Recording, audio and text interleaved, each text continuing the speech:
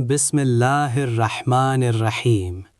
بسم اللہ، یہ صرف 3 الفاظ نہیں، یہ صرف ایک جملہ نہیں، یہ اللہ کا وہ نام ہے جس میں پوری کائنات کی طاقت چھپی ہوئی ہے۔ بسم اللہ، میں اللہ رحمان رحیم۔ 3 نام ہیں مگر حقیقت ایک ہی ذات کی ہے، وہ ذات جو نظر بھی آتی ہے اور جو نظر نہیں آتی، دونوں کی مالک ہے۔ اسی لیے قرآن کی ہر سورت بسم اللہ سے شروع ہوتی ہے، اور اسی لیے شیطان اس نام سے کانپتا ہے۔ آج کی اس ویڈیو میں ہم بہت آسان الفاظ میں جانیں گے کہ بسم اللہ میں ایسا کون سا راز ہے جو ٹوٹی ہوئی زندگی کو جوڑ سکتا ہے، جو مایوس دل کو امید دے سکتا ہے اور جو اندھیروں میں راستہ دکھا سکتا ہے۔ بسم اللہ کے اندر 19 حروف ہیں۔ یہ کوئی اتفاق نہیں، اللہ نے اس دنیا کی ہر چیز حساب اور ترتیب سے بنائی ہے۔ بزرگ علماء فرماتے ہیں کہ بسم اللہ کا ہر حرف انسان کے جسم کی بھی حفاظت کرتا ہے اور روح کی بھی۔ یعنی جب آپ بسم اللہ کہتے ہیں تو آپ اپنی کمزوری اللہ کی طاقت کے حوالے کر دیتے ہیں۔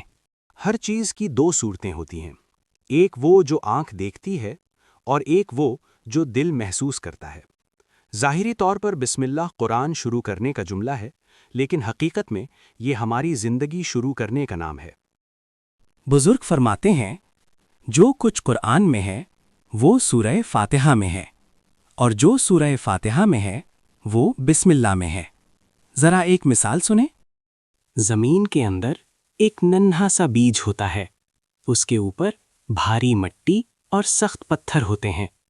عقل کہتی ہے یہ بیج کبھی باہر نہیں نکل سکتا، لیکن پھر بھی وہ زمین کو چیر کر باہر آ جاتا ہے۔ کیوں؟ کیونکہ وہ اپنے رب کے قانون پر چلتا ہے۔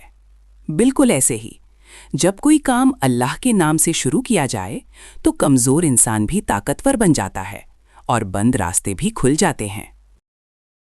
ہم روز دیکھتے ہیں کہ مٹی سے پھل نکلتے ہیں، پھول کھلتے ہیں اور درخت اگتے ہیں، لیکن ہم کہتے ہیں یہ تو معمول کی بات ہے۔ اگر کوئی جادوگر ایک کرشمہ دکھا دے تو ہم حیران رہ جاتے ہیں، مگر اللہ کے کرشمے ہم عادت کی وجہ سے دیکھ کر بھی نہیں دیکھتے۔ اسی کو کہتے ہیں عادت کا اندھا پن۔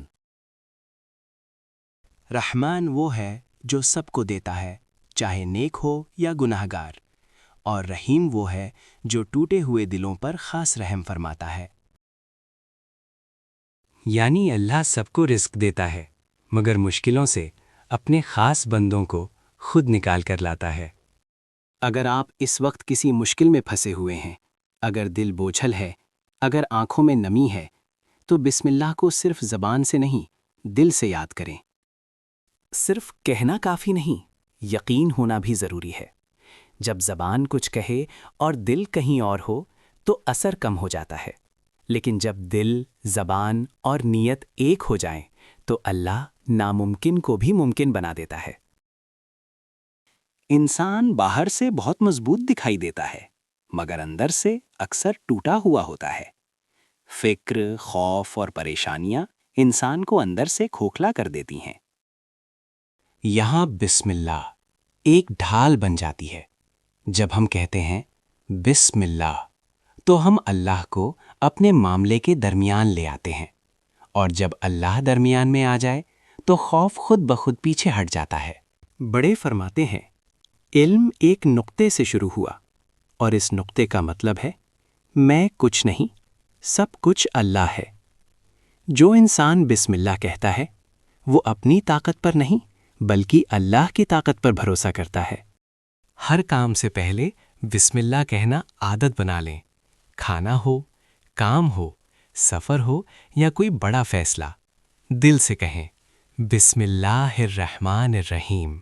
یقین رکھیں اللہ راستے بھی بنائے گا، آسانیاں بھی دے گا، اور ٹوٹے ہوئے دل کو سکون بھی عطا کرے گا۔ اگر آپ کو یہ ویڈیو پسند آئی ہو تو لائک کریں، چینل کو سبسکرائب کریں اور کامنٹ میں لکھیں کہ آپ بسم اللہ کب اور کیسے پڑھتے ہیں۔